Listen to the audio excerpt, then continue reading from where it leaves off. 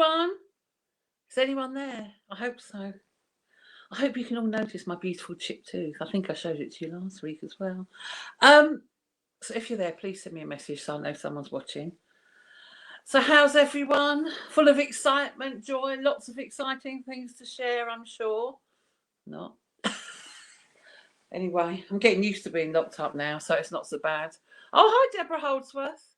Oh, my Nan's name was Holdsworth, her surname, before she got married. You don't come from the Southfields area, do you? Where all the Holdsworths lived. The little messages are different. They come up smaller. It's a new feature for this week. Anyone else there? Hope we're not all out. Oh, hi, John. You're fed up as well. I know. Boring, isn't it? But I've started reading again. So I've read 3 books this week. So that's really made me feel better because I'd only read about 2 since March. And sometimes I just read 3 or 4 books a week. So I'm back into that. And I found it. Hi, Hizaru. And I found the books. It takes your mind off everything. Oh, hi, David Sands. And what are you going to do this week, David Sands? You're going to do a bolder line, aren't you? You're going to be brave. So a little bit of an art lesson. Oh, hello, Hannah Ram. Hi. Oh, hello, Deborah Holdsworth, who could be my relation. Oh, hi, Maureen. How are you? Hi, Doug. Oh, hello. You're not usually do. Oh, hi, Debbie. Oh, everyone's here. Now, the guest this week, he just popped to turn the oven off. So I hope he's back in his seat. But I'll tell you next week. Oh, hi, Karen. But next week's. Oh, hi, Vanessa, with all your animals. Oh, Erica, hi. Oh, they're all here. But next week, my guest is another, well, a St Leonard's resident, Liz de Havilland, who had a fabulous life in the music business until she met the world famous shoemaker Terry de Havilland and married him. And he died about a year ago. So anyway, next week she's going to be our guest to tell us all about her exciting life. Oh, you are from South London, so you never know. Yeah. Oh, hi, Louise. I love your drawings. I'm glad you're here. Right, let me tell you. So let me give you a little bit of an art lesson first, as if. So JJ's got himself a nice arrangement. He's got the diagonal stairs and it's got all books in the corner. So kind of look at the lines and how you can compose it. And he's got a very jolly jumper on as well, T-shirt, which I think you'll like drawing. So with no further ado, I'm going to introduce JJ Waller. Hello, I'm on. Yeah. Hello, nice to be here. You're small. Can't hear myself or anything. Katie, he's tiny. Oh, here we Hello. go. Now, JJ Waller, I've got an important question to ask you. It was all going well, wasn't it, up to that point? Yeah. So sorry, we're having a bit of problems, everyone. And sometimes the words don't quite fit our mouths. Oh, technical difficulties, stand by. That'd be quite a nice thing to draw. Katie in the background. Everyone can see and hear you. Because sometimes our mouths don't fit the words. Oh, what's going on now? Technical difficulties.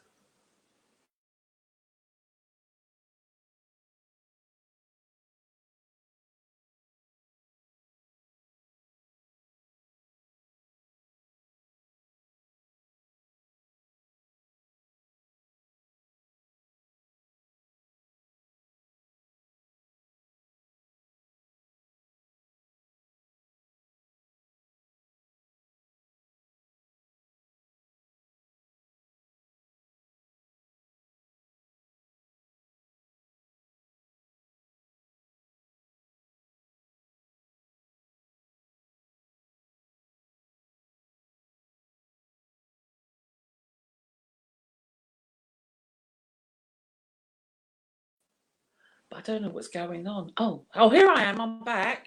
Hi, Sue. We've got a few technical difficulties. We'll be getting JJ back on the line in just a minute, okay? So if you want to chat, say hi.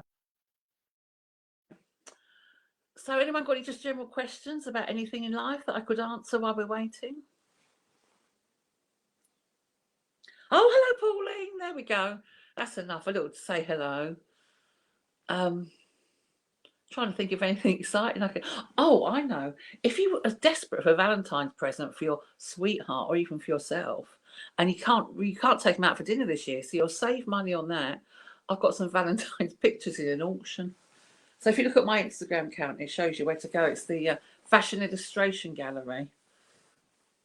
That's filling me. Put a shilling in the meter, good idea. But that's getting me excited. Seeing, I know, I knocked it. I'll tell you what I did. I chipped it. Oh, hi, Tom. This is embarrassing. I chipped it trying to rip open a packet of seeds. No, I can't see you, David, sadly. I'd like to. Yeah, so I chipped my tooth trying to open a bag of seeds. I was trying to be healthy, eating healthy food, and look what it did. Well, I've watched one episode of It's a Sin, and to be honest, I can't watch the rest at the moment because I think I might cry too much because it's too much of my life that I live through. So I can't bring myself to watch it. So I might watch one in a couple of days and see how I get on. I mean, I watched the first one, which wasn't too sad, but in your head, you've got all this idea that something terrible is going to happen. So no, I haven't watched it properly. But what else have I found? I found that this someone I know called Mark Wood, who runs Ducky. He's put a really marvellous playlist on Spotify. I think it's called Ducky Is It to Sin or something, of all the fantastic records they used to play in those days, which is marvellous. Oh, we're still having technical difficulty. We can't find JJ Waller, and I've got to ask him this important question. So any other questions, anyone from me? Oh, what's the next? Oh, it's the one that won the Booker Prize. It's got a funny name. Apparently it's really miserable. I think it's set in Glasgow. What's it called? I can't remember. But anyway, it won the Booker Prize. But I've just read that one by what's his name? Osman. Richard Osman, who does Pointless. Oh, it's very good. I think it's a Thursday murder club. It's very enjoyable. Oh, Can you hear me? Hiya. Yes. Hi, but can you? Oh, you can hear me as well. Yes, and your mouth fits your words. Does it? Yeah. Oh, I've been working on that for the last 55 years. Hurrah! Everyone, get drawing. Come on. Oh, well, apologies to everybody. It was a great introduction. Yeah, we just had a nice chit chat instead. It wasn't anything I said because it stopped working before I said anything. It's weird. Oh well. I've got an important question for you. Okay. What does JJ stand for? Or you just called JJ? Just called JJ. Oh, yeah. Well, It's a nickname that came about when I first when I left drama college and I worked up in Liverpool, working with kids. We were working in Toxteth as a community arts project during their summer, and we were an American film crew who turned up. I was the director, called JJ, and we lost all our props and costumes and had to recruit all the local people to be in our film, and that's how I got the name, and it stuck. And then later on, I learnt some sort of circus tricks as part of that working in that community, because they offered me a job. Stayed there for a few years in Toxteth. I learned a few circus tricks from visiting artists, and then when I moved back to Brighton, I put a little show together and went to Covent Garden. This was in the... You're getting ahead of myself. I've got a little list of questions. Okay. You've answered most of them already. I don't think so. I could think of more. Right. First of all, I was going to start. You brought up in Stoke Newington, weren't you? I wasn't actually. No. I know it's. Sometimes you put things down on in an interview or whatever, and it gets taken and then gets put on social media. And I think it was Facebook that decided I came from Stoke Newington. They got my school wrong as well, but I just left it all up there. Yeah. Oh, I'd like having that, because I think they sort of become true in the end. People tell lies about you, then people believe them, and they become the truth. My grandpa lived in Stoke Newington, so as a kid, I spent a lot of time in Dalston. Oh, walking up. Different then to now. Very different, yeah. very different indeed. Actually, a good question or a good point about my interest in St. Leonard's is that it did remind me of my early days as a kid in Stoke Newington. Yeah. There was something about the atmosphere of the architecture, but particularly the people, the chattiness, people Yeah. at time. It's so the Stoke Newington thing is there in my DNA, I reckon. Yeah, because a lot of people from that area are moving down here now. Practically everyone I know lived in Hackney or Stokey or somewhere. Yeah, well, they're making a really good choice. But as somebody said, as you know, hopefully we'll talk about my book on St. Leonard's. Somebody did say, because there's lots of quotes from local people there, and somebody did say that, you know, come to St. Leonard's, but come if you want to contribute, if you want to be part of the community. Don't come if you just want to sort of like do up a Victorian house and make money. Yeah, but I think you just come here and you get sucked in the community, whether you want to or not, because people are just kind of friendly. Well, that I hope that's true. Yeah, that would be nice to think that was the case. But I mean, if you're going to move all the way down from London to and actually live there and bring your family, then you've got to relate to other people, haven't you? And then you would get sucked in by the atmosphere. Yeah, the things I do, and I go, I've never, when I was in London, I would have dreamt of doing that. But I think, oh, it's nice. I like helping people out. Right, let me have a look. So you started off life going to drama school, did you? I went to infant school first. Oh yes, I graduated to drama school. Oh, sorry, you didn't start drama school. No, I went to drama school. In the days that I went to college, drama school, it was when they had these small specialist colleges. And mine was at Anna Pavlova's house on Hampstead Heath. It's called the New College of Speech and Drama. Yeah. And it was a college specialising in drama and education, where you ended up with a teaching certificate, which I never actually taught because I got kind of seduced into community arts by a group called Freeform, who were based in Dalston. Oh yeah. So what sort of things you used to do? Oh. What sort of projects and drama did you do? Well, we would do things like we would go into special schools, and we would do pinter plays to sort of like teenage people with learning difficulties, which kind of was interesting for the time. I think we did The Caretaker, but the director that worked with us, we developed a system where the audience could stop the action, so the teenagers, the kids, could stop the action and ask questions to the cast. And then they would step out of character and, you know, respond and explain perhaps why they'd said what they said. It was great. It was a very inspiring method to come across it, sort of like a 20-year-old. Yeah, I'd quite like to do that at theatre now, because sometimes I don't understand what's going on. I agree. Tell me what's happening. Because Shakespeare plays, one of the ones we read at school, and they told us what was going on. But if I just went to see a Shakespeare play without knowing it, I would never understand. I know. It's easy. It's easy to say that, and I'm kind of similar. And I was lazy, and I think that a lot of good art, whether it be literature or sculpture or painting, does ask you to ask questions, both of what you're seeing and of yourself. So Shakespeare probably does demand that little bit of effort. Maybe if it's done really well, and then it communicates.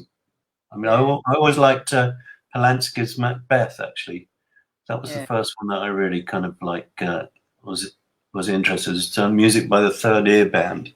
Very weird. So Shakespeare's not my big thing. Right. So then you seem to end up as a street performer in Covent Garden. Yeah, so there was that link back to the work in. Sorry, what's that noise? Keep going. Beep, beep. That's people. I'll send it. Should I turn my phone off? If you turn it down, if you could, yeah. Because I'm still going. Woo, woo, woo. I just asked lots of people to text me, so I sounded busy. Oh. Obviously worked well. I'll turn it off now. Yeah, so what I was telling you that when I was in Liverpool, we did this project where we asked the kids and the community to help us make a film.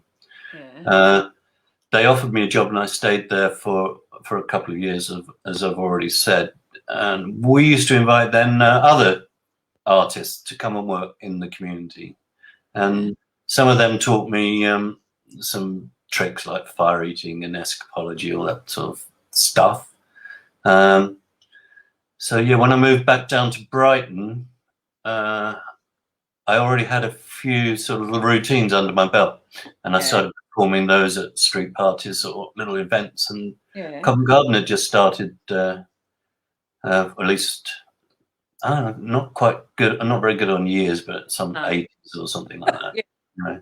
So sort of like alternative comedy was going on at the same sort of place, the early days of the comic strip and the Comedy Store and cast.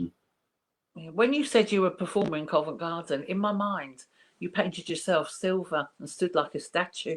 Yeah, other people did. I really don't like statues much, actually. No, not do I. I'd be frightened by them. I saw them in Barcelona for the first time, whenever that was, and it was. But you can earn a lot of money actually being a statue, but it's not highly skilled, is it? At least the best one I ever saw was in Germany, and it was a man about 20 foot up a wall, just with his, you can't see it, just his hands against the wall. Yeah. And his legs hanging. But I think there must have been, like a big thing inside his suit arm or something that he was holding on to. Oh yeah, it was like an illusion. Quite fascinating. It's the only one I've ever been impressed with. No, my act was very very engaging. It was very much about audience participation. Yeah. And it was less content, more me, and kind of like a gentle manipulation of a crowd to get them on my side and to build the crowd and to keep on chatting and working towards a climax that I sort of drew it out longer and longer and longer till the crowd built up. And let's say I did things like I would do This Is Your Life with the audience.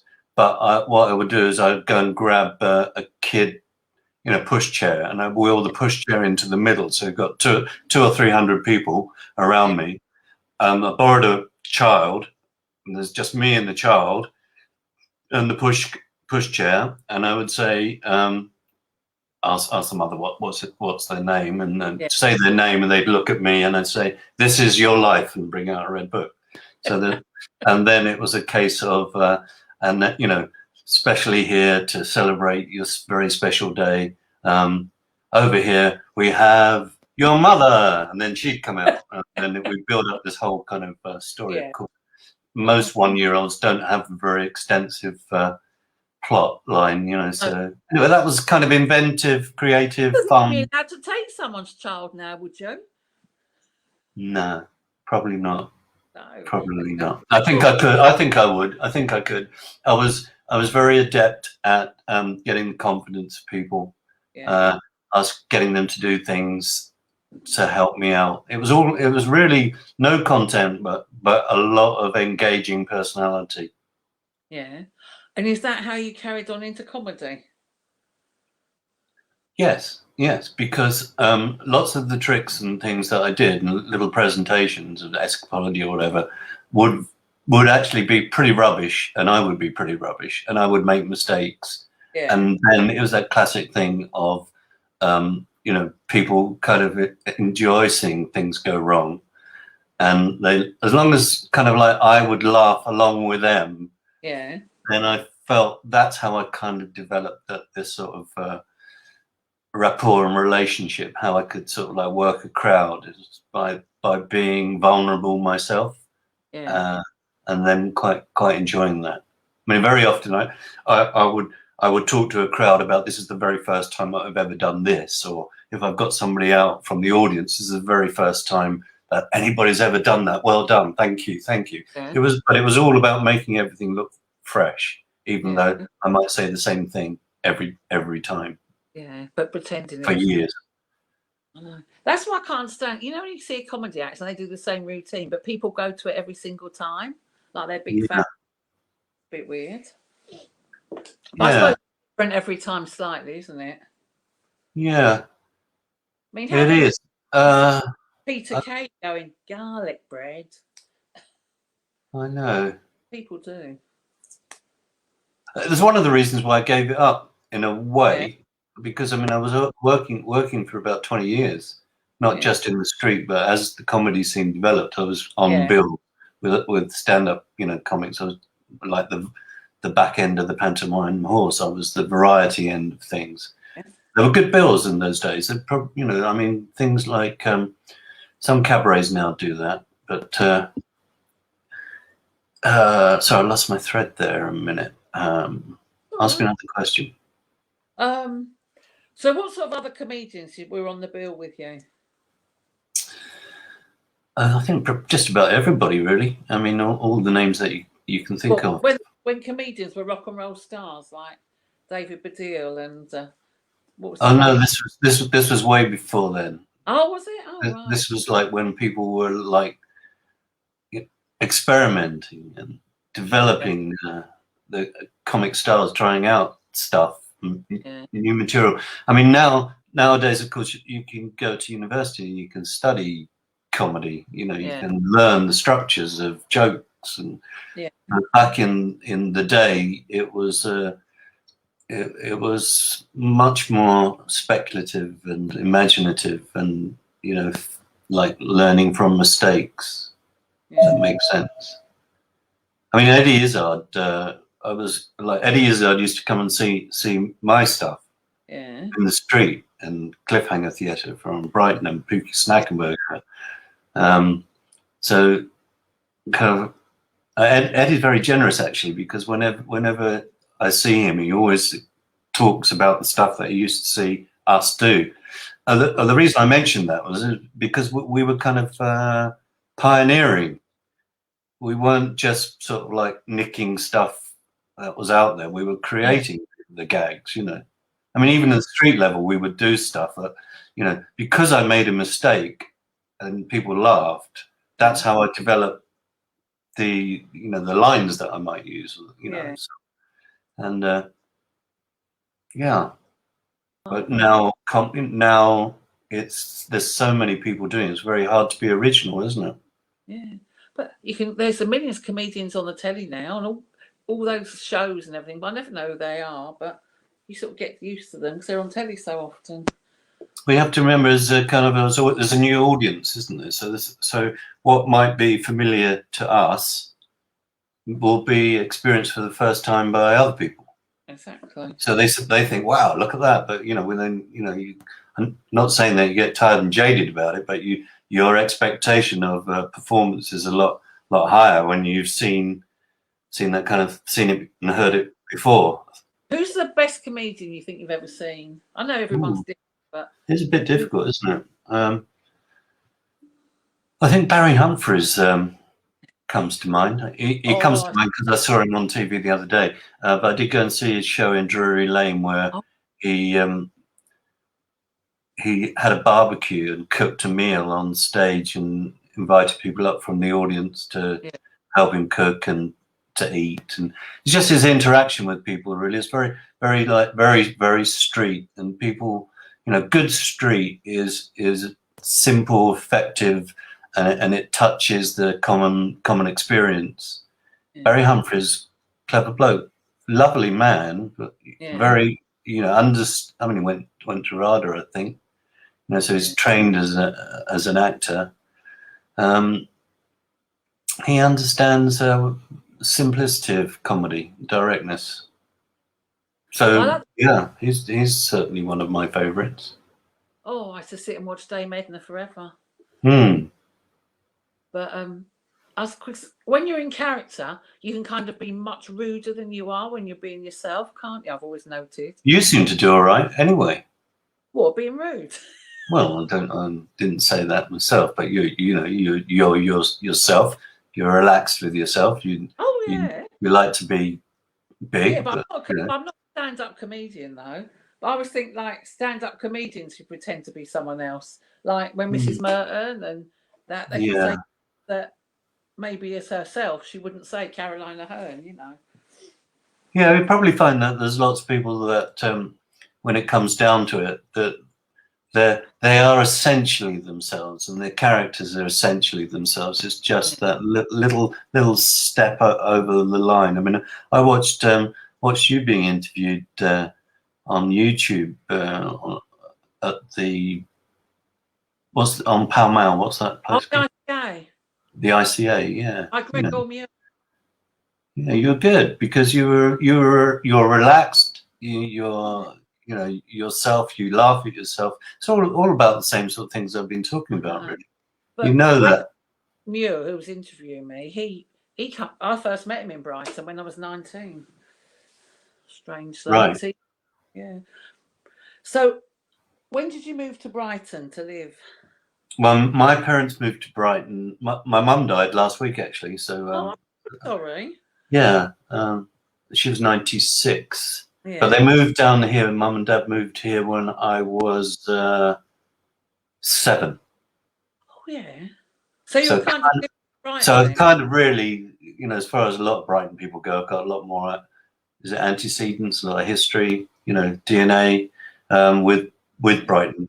So I went all through infants, juniors, secondary, which is comprehensive, and then I went to, then went up to London, up at Chalk Farm, to drama college, and then I went to Liverpool, and then I came back down here, really, and then I think the thing is, it's like if you live in St. Leonard's or you live anywhere, it's good if you've got work outside of town, so that you haven't spent your whole life in one place, but you can develop it, see it as your home. But you also get that thrill of getting on the train and going off to to work elsewhere. I mean, it's a big world out there, so I think you'll find that everybody that St. Leonard's is probably one of the most cosmopolitan places in the country. As a small seaside town, and it's just got an incredible mix of cultures. And Street, I call it. You call it what? We call it Stella Street. Do you remember that program on the TV? Yeah, I loved it. Jagger and all that lived in the same road. Yeah. Like that. Here you go. I think you're right. Yes. Yeah, it is like that. It is like Stella Street. Might not recognise her, but when they tell you their jobs, you go, blimey. Like costume designers and whatever big things people do. Yeah, there must be times when people just kind of want to shut their door and be private, and I'm sure that's what they do. But you interact and you relate as much as you want to. Yeah, that's what I miss most, because I love not making arrangements, just going out down to Goat's Ledge on the front, bump into a friend, they go, oh, come here, so you go there and you do that. And sometimes I find I've been out 8 hours and I meant to go out for 5 minutes. Yeah, I know. Well, I used to live right in the centre of Brighton. Yeah. When I moved back from Liverpool, I lived just down from the station in the North Lanes area, which is very hyper trendy. Back in the 80s, I soon got to know a lot of people, and like to walk from Trafalgar Street through to the other side of the Royal Pavilion. It just takes so long bumping into people. I know. So in the end, I used to just travel around the back. Yeah, so you get quickly.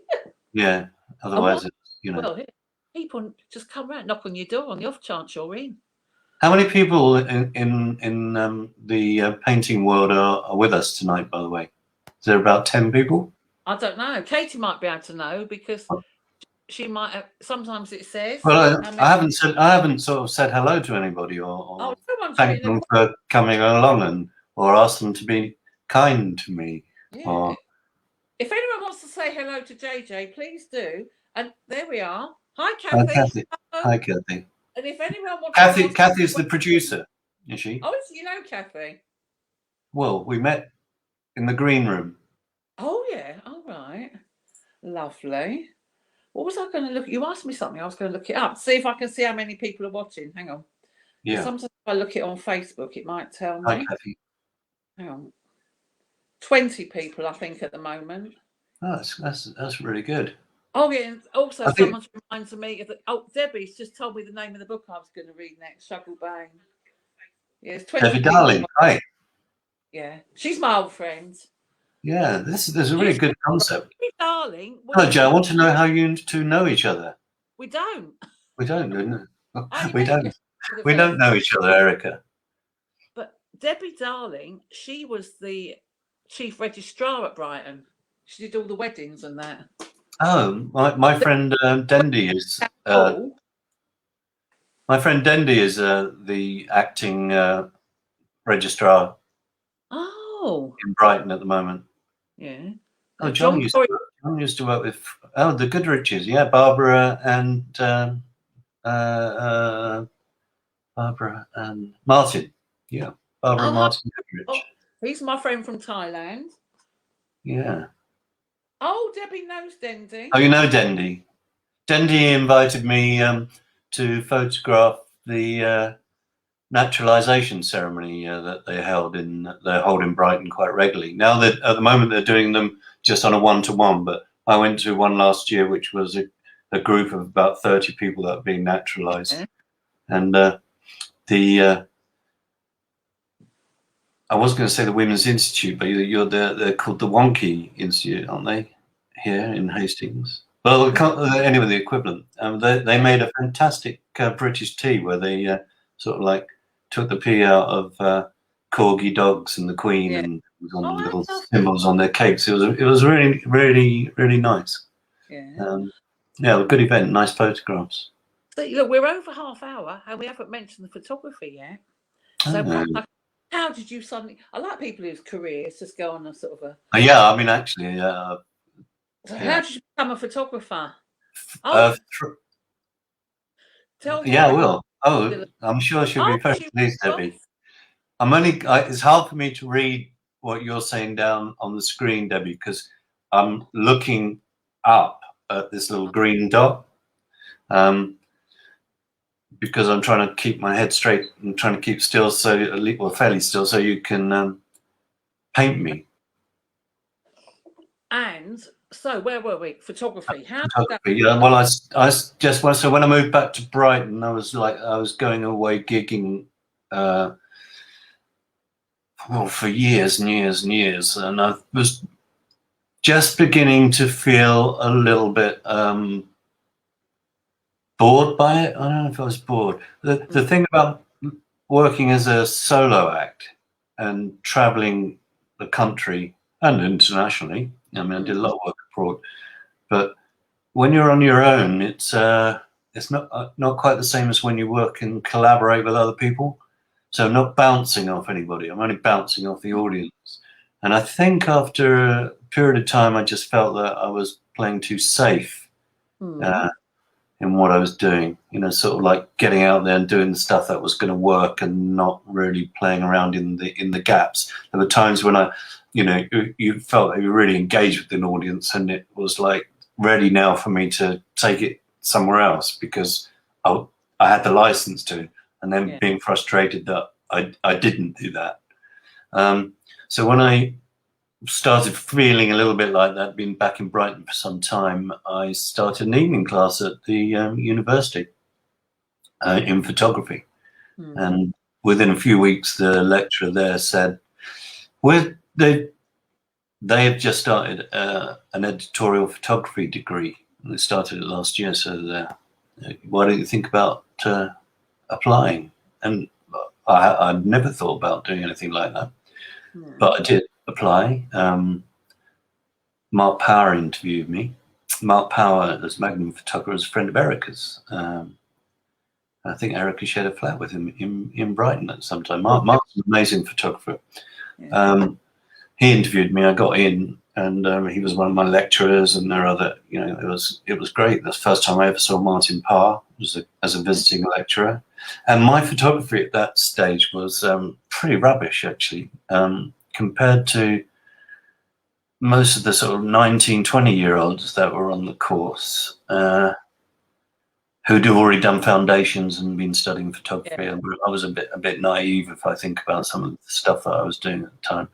So did you have to do academic work, or you just take? It just sounds exciting to me to do it. Or did To study photography, yeah, it's very, very, very practical.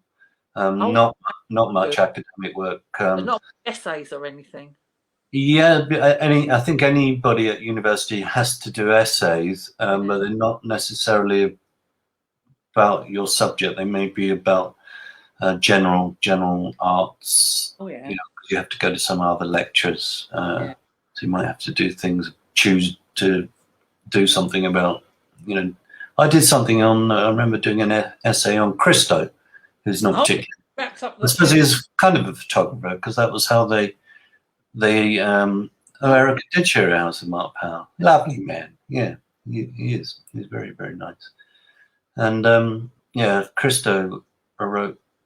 Christo documented his work through photography, so that's often how he sold on to create income to pay for the other stuff that he did.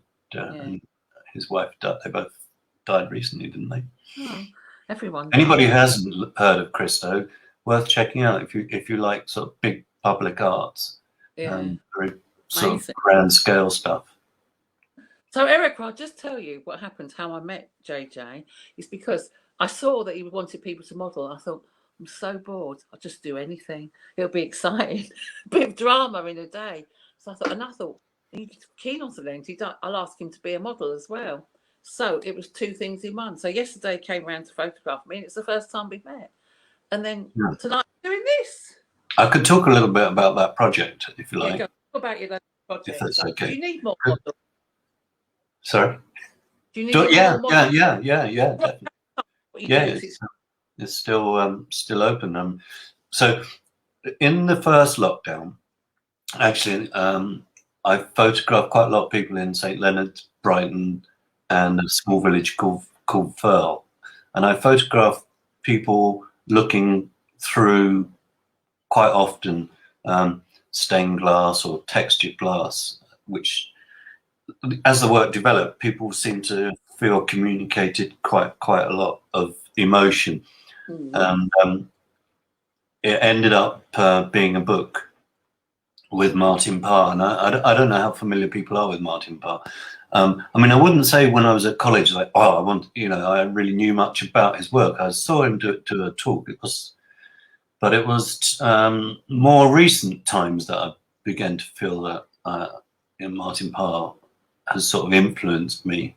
But I didn't go out knowing a lot of his work. I prefer it that way around. I prefer not to immerse myself in other people's work, and which might seem is a bit naive or a bit of a heathen sort of arrogant attitude, not to know all about all these other fantastic photographers. I really prefer to sort of like splosh around in the mud myself. And I'm exactly the same. And I've slowly found a sense of what I enjoy as a photographer and what I feel I bring in sense of maybe a little bit of originality. So the lockdown work, the people looking through the windows, which ended up as a book, came about through Martin Parr, really, because the power of the internet is that you can communicate with anybody. You can communicate with, potentially, if you can, it's not difficult to find websites, and websites usually have contacts, and then they either directly to the artist or to their agent or stuff.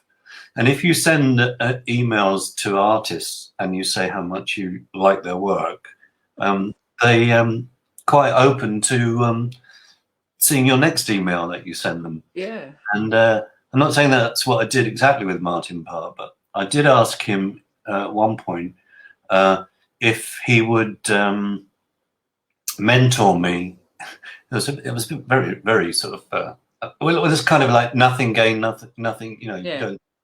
Nothing to be lost, really. You'll only say no. So I asked him. I said, "Would you mentor my Benidorm work?" I was going off to do a series of work in Benidorm, having photographed in Brighton, Blackpool, and St Leonard's. I thought it would be interesting to see the seaside story, the British, move to package holidays and what's going on there now, etc. So I asked Martin Parr, I said, would you be interested? Would you not? You wouldn't be interested, I know. Would you be as kind as to mentor me? Yeah. And he wrote back very quickly. It was amazing. I mean, he must have remembered that I'd complimented him quite a lot. Yeah. And he wrote back straight away, and he just said no. but, which was fair enough. But to be fair to him, he did sort of then say, but I would be prepared to look at a few images and give you my response when you get back from your first trip. But I don't want to get into a long debate. I'll give you my comments and that's it. Because people obviously can be very defensive. Somebody says they don't like your work, you say, well, I wasn't, and he didn't want that conversation. And very kindly, that's what he did. He looked at. I sent him about 25 images. And again, he got back to me straight away and he said, this is really good. And it was very, very promising, except it went downhill very quickly. And then he pointed out that, really you need to get in closer, basically. So I thought that was fantastic, really, to get the response from what is one of Britain's most famous international photographers that they gave me that contact. And then I've sort of kept up contact a little bit here and there. And I noticed that he follows me on Instagram, so social media can work, And when I don't have very many people follow me on Instagram, but when they get a like from Martin Parr, everyone here follow JJ Waller. Go on. Yeah, that'd be nice. That'd be nice. So Martin followed me on Instagram. So going back to the lockdown thing. At the end of lockdown, I had these images. They'd have been in the Guardian, and got a whole of page 3 in the Guardian, and lots of people coming and TV and this and that. And then I wrote to Martin again. I said, I know you've been following it. What do you think I should do with it? And he quickly got back. It must have been lockdown and not away shooting. He said, surely it's a book. Yeah. So I thought, well, I mean, I've done about 6 or 7 books.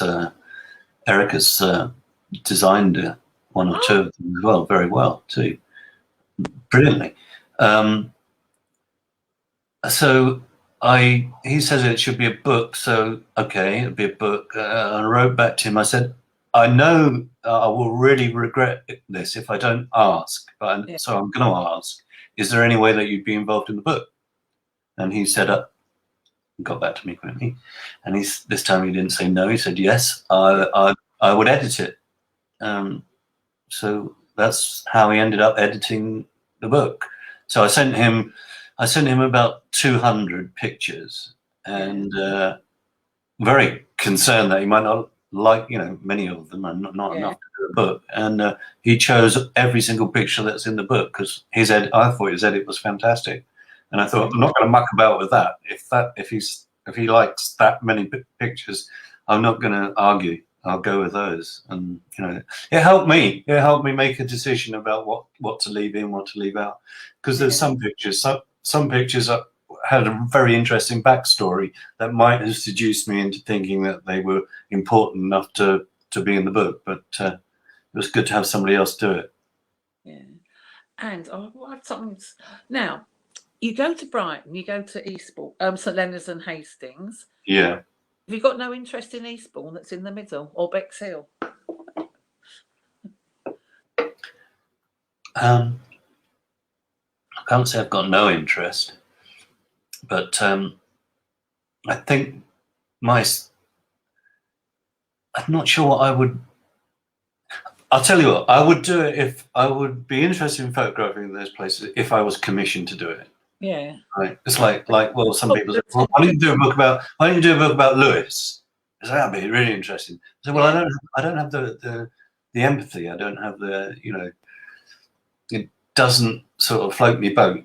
Yeah. Did you do have you done Blackpool? Yeah, I have. Yeah. I went there once. I went with my friend who's a film director, so he takes photos a lot. He just could. So I told him what it was like, but he just couldn't quite believe me. And the photos we took there, so you can just take photos, and they'll all be fantastic because the people there are so bizarre. Yeah, it's a great place. I got a commission. Talking about commission, first time I went to Blackpool was on a commission for a week, just because they wanted some fresh imagery that showed an outsider's view of the town. Yeah. And I just fell in love with the place. You know, Philip Oakley, that lives in down the road. Know, he doesn't live down the road now, does he? He lives over the hill. He's over. He's in Hastings now. He worked on the lighting team in. Yeah. Well, when I first moved here, this girl told me in great depth that Phil Oakey from the Human League lived here, but he also did the Blackpool lights. You know, when you just get hysteria, because I love Phil Oakey as well from the Human League. I was going, no, he doesn't. That's unbelievable. And unfortunately, it was unbelievable. But I think it's a mistake that people often make. But yeah, there's only a difference of one letter, isn't it? Yeah, it was actually Phil who said to me, "You should go to Blackpool." Yeah. Nobody's done any work and there's no books in Blackpool like my books, and I loved it, and we did the book, and lots of stories about that. But actually, it's the worst selling book of all of the books that I've done because it's so different. First of all, like in St. Leonard's, which was actually financed by Phil and Olivia, they were the ones that said to me, "We will put the money up if you do a St. Leonard's book because we love the work." And you know, they got paid back because we did well and it was a popular book. But that's the sort of classic sort of St. Leonard spirit that you know, some people are better off than others, but potentially people will muck in and help each other and support each other, or just go along to openings and get drunk for free or whatever. You know, it's. Do you ever back to exhibitions? Well, the one in Blackpool was good. Yeah. I took over a bed and breakfast, and didn't have any pictures. Didn't have any pictures in frames. Only put pictures on, like, printed onto serviettes, menus. Everything was sort of like integrated. So you know, when you walked into the lounge, all the cushions had my pictures printed on them. Fantastic. It was fantastic. You can look it up, find it on YouTube. When we did the launch for the St. Leonard's work, I worked and collaborated with Deborah Bonus, who lives around the corner. Deborah had a shop down the bottom of London Road on the corner, so sort of just before Casa, and she's a wallpaper designer. Very, very internationally recognised. I love her work. Anyway, she and I worked together, and she produced wallpaper of my St. Leonard's pictures. Oh. And if you go to the St. Leonard's pub when life returns, go downstairs, and it's all papered up in the lobby on the toilets, and is all. I didn't know it was anything to do with you. Have you seen it? Yeah, but I didn't know it was anything to do with you. Yeah, those are black and white pictures. They've done like big strips of film. Yeah, because I was looking through your pictures today to put in my advert for this, and you had my friend, the drag queen, hanging out the window. Oh, is that Alan it? Oh, really? Yeah. We work in the job centre together. Oh, no kidding. He lives in Saltdean. Yeah. Oh, yeah. We used to get on very well, as you can imagine. Yeah, we got on ever so well together, me and Alan. I was thrilled to see his picture. Oh, the email address to send the pictures to, Erica. You can just go on Facebook Messenger. There are Isolation Station Hastings. So if you go on Facebook Messenger, look up Isolation Station Hastings, you send them there. Well, that shows your producer's actually watching the show. Oh, she is. Katie loves listening in. That's very impressive, Katie. I know, she's very, very good. We have two today because Dan was helping as well. We had a few technical problems, didn't we? We did, yeah. I have an old operating system. Yeah, but since I've been doing this, oh, she's loving it. See, she's listening and enjoying it. Yeah, because since I've been doing this, I've learned a lot of technology and things to do. Yeah, I've solved your problem myself. It's amazing. I know. I feel I'm down. You know, I can do this, that, and the other. It's thrilling. So going back to my association with St. Leonard's, it may be that I see things through sort of tinted spectacles, but I do really enjoy coming here. Going there. I mean, I'm in Brighton at the moment, but so if someone wants to be part of your project, can you give them a bit idea what you'd want them to do and how to get in touch? Well, this is the difference to last time. I'd just sort of turn up and I would, develop an idea there on the spot about how to, do the shot through the window, because obviously I'm on the other side of the glass and it worked very well. And this time around is asking quite a lot more of the people that join up into the project. I'm still shooting them through their window, but what I'm asking them to do is to sort of present to me some representation of their lockdown experience, whether it be in fantasy or reality or just sort of political, some sort of format, some sort of tableau or scenario that we can create together that I shoot right the way through the window. So we'll end up with an interesting collection of pictures. Yeah, because I did mine. So mine, I just laid on the sofa because I spend most of the lockdown lying on the sofa. Actually, the picture I sent you isn't really my favourite picture. Oh yeah, but you thought the picture that is the favourite one is I will, obviously you'll see it eventually, but it's you kind of looking into space, and you're sort of like, your look says the words that you just voiced, which was, I spend too much time on this sofa, and you could see that there was like it was almost like it was becoming like a pressure in, that I've got, we've all got them at the moment, sometimes lack of motivation to go out, have a walk, get down on the front, my walking, like during the first lockdown, I was out twice a day. Fantastic. I'm finding it really difficult to go and do my walk. It's raining. I know, the weather's crap, isn't it? I know, last time it was lovely. It was by the end of May. I know, but things just get piling on every day. Every day is pretty much bad news rather than good news. I know. Today the bad news is, people without any seeming connection with the South African connection. We've got cases of that now, so I know. It's all this kind of like the unknown aspects of it, really, isn't it? Exactly. That's what's worrying. Like, if you knew you got it, you'd be ill for 2 weeks, you'd have a cough and your cold, and you'd be better. That'd be fair enough. But it's like it treats everyone different. You might have it forever. You might have it for 2 days. You might not have any symptoms at all. You just don't know. And how it's sort of affecting people's lives on just a myriad of just every level. I mean, I feel really, really sad for, kids up to puberty to adults. I mean, how can you snog? How can you develop your relationships? How can you express yourself as your puberty? How can you, play? I mean, there's a little girl in my lockdown book who talks about, she really misses her friends. She only sees them as squares now. The mum's, she's only referring to Zoom.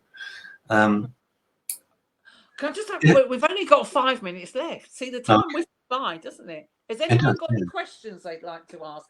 And what email would they contact you if they want to be in? I mean, you don't have to commit yourself, but if you want to read the brief or just ask a few questions, contact me at office@jjwaller.com. And I'll send it you. I mean, I've got lots of people in St. Leonard's that are involved in the project, and there's no real hurry. It's lockdown's not going away for a good few weeks, so I'd love to hear from people. No. Oh, and then you've got someone to chat to, and then if someone says you've done anything exciting, you go, yes, I have. I have my photo by JJ Waller for Yeah. a project. There you go. And it was my hair. I must say, my hair looked very nice in the picture. I was thrilled. Well, it was a very tight space, wasn't it? Because I'm shooting through that side window, yeah. and it was just to the right, to the left of where you are at the moment. Yeah. What is that picture, by the way, behind you? I meant to ask. Well, this one, the red and white one. Yeah. Oh, someone took my photo. Oh, now I can see. Now I can see. God It's the save Queen. I never saw that at all. I was looking at it. I was looking at the. I was looking at. Yeah, right. I was. My eyes went to those sort of diagonal lines, and I thought it was some sort of something to do with the female anatomy. Oh no, it's the Queenie. And now I can see the Queen. I thought her hair was pubes. No, and it's because it's about God save the gays and God save the Queen. I hear you've got quite an extensive art collection. Yeah, because I like to, all my pictures in my house really are by my friends or of me that people have done, or there's only a couple I've bought, but when I buy them, there's a real reason I buy them. Yeah. And so, yeah. Well, I'll come round and see your etchings on another day. Yeah. But I don't go to Next and buy a picture of some pebbles. No. No, I love getting pictures and things my friends have done and what have you. You wouldn't need to go to Next if you lived in St Leonard's. No, I could go and take my own photo of pebbles, couldn't I? Yeah, and also there's so many interesting shops to dig about in, you know, if you want to buy a load of crap. Yeah, because one of my favourite pictures in my bedroom. I don't mean that in a disrespectful way. It's just like my house is full of crap because I've collected things that I don't really need or want anymore. So I've got much better. That's why I don't go in the charity shops, because I just buy too much rubbish. So I stop myself. I mean, talking of crap, sort of like it took me ages to turn my computer around to find the exact spot where I didn't have sort of piles of boxes and you know, just a clean background. I do paintings as well, Erica. I do. It's not like the rest of my room. Yeah, yeah. I'm so lazy. I have to have a cleaner once every 2 weeks. But part of the reason of that is so I keep tidy, because I'm too embarrassed for him to see that it's so untidy. My mum always had cleaners in her house, and I've always felt really embarrassed by the fact that she did, and always felt embarrassed in their company. And I get on very, because he's a friend of Debbie Darling. Like, you know, here, you need something. You mentioned it. Debbie Darling's found me my cleaner. He's her friend. So he lives here, so that was nice. There we are. Do you think St Leonard's Hastings is like Brighton used to be? Well, it's a question. It's something that people allude to often, but it's an easy stereotype to make. I'd rather say that St Leonard's doesn't need to be like anywhere else. It's special, very unique, and yes, there are aspects of it in the same way there are aspects of how Stoke Newington used to be back in 70s and 80s. Where it's transition. I mean, the one thing that really makes St Leonard's sparkle is its people, but the fact that it's fundamentally built on immigration, right from the moment that the Burtons devised it. It was always about people coming from outside and experiencing it, and it slowly changed. There's been different situations, and from the rich to the poor to the disaffected to the I think it was in the 70s that the GLC Hastings and St Leonard's has always had an interesting knack of grabbing money from wherever it can, so it'll jump on any bandwagon going.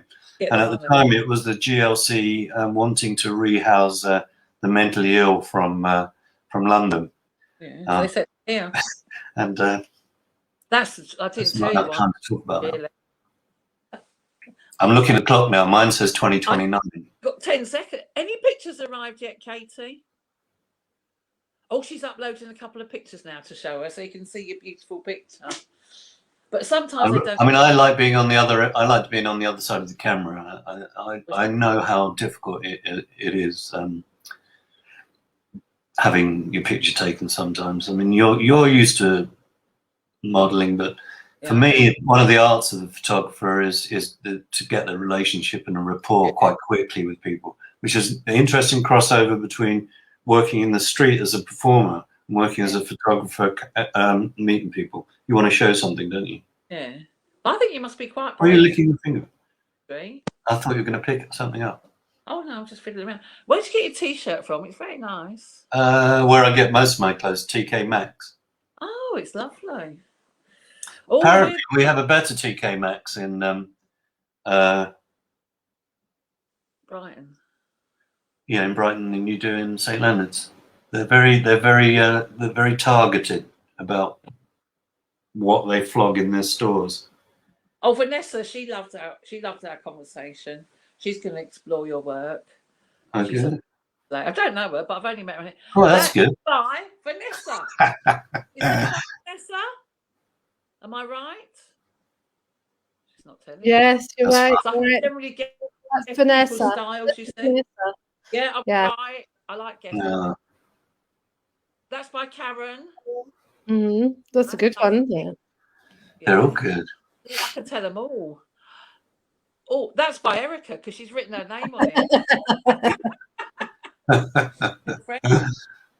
Nice T-shirt. It's lovely. Is that by David Sands? Yes, it is. Well done, David Sands. I told him to press harder and be more bold, and he's paid attention. They're really good. They're great. They're great. And the books. There's more coming in, so I'll upload them all in the gallery later for everyone to see. They'll be up tomorrow afternoon or something.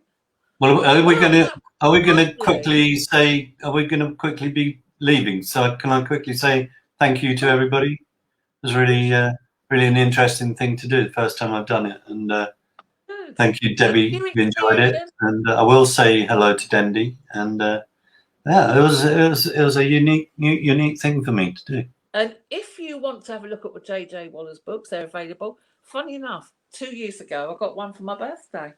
So it's Pride of Place. So before I even knew this would happen. Oh, that's lovely. Pictures. So next week, it's Liz de Havilland and St Leonard's resident down from London, as usual, like the most of us. So thank you so much, everyone. And I'm glad that Erica, you missed it, did you, Gary? Hi, Gary. Watch it on Catch Up. Once it's there, it's on Facebook forever. So is it on the iPlayer? Well, it's on. If you go on my page, they're probably there, or they're on Isolation Station page. They just live forever, so you can watch them retrospect if you're very bored of my many guests. Yeah. So I've met loads of friends doing this as well. Well, your guest next. I photographed your guest for next week. I know. She said you're a lovely man, and she is. Got incredible stories to tell. Be marvellous. Thanks, Louise. Louise is a marvellous drawer. A drawer? Yeah, marvellous drawer, I say. I like a drawer. Yeah. See, I'm not very intellectual. I do my best. Right, so everyone, well, thank you so much, JJ. Hopefully I'll see you again. If anyone needs anything, or you want anything, let me know. If anyone wants to know JJ's contact to be a model, let me know. Oh, Liz is there. Hello, Liz. Liz didn't know she was in the book. I only told her the other day she was in the book. Yeah. So next week it'll be Liz. So that's it, really. Well, thank you so much, everyone, for listening. Yeah, thank you. We'll be up tomorrow, and let's hope you all have a very exciting week and find something exciting to do. I've got nothing in my diary till next Monday, which is doing this. I'll find something. I'll entertain myself. Well, thank you so much, JJ. It was lovely. Pleasure. Goodbye, everyone, and I'll see you.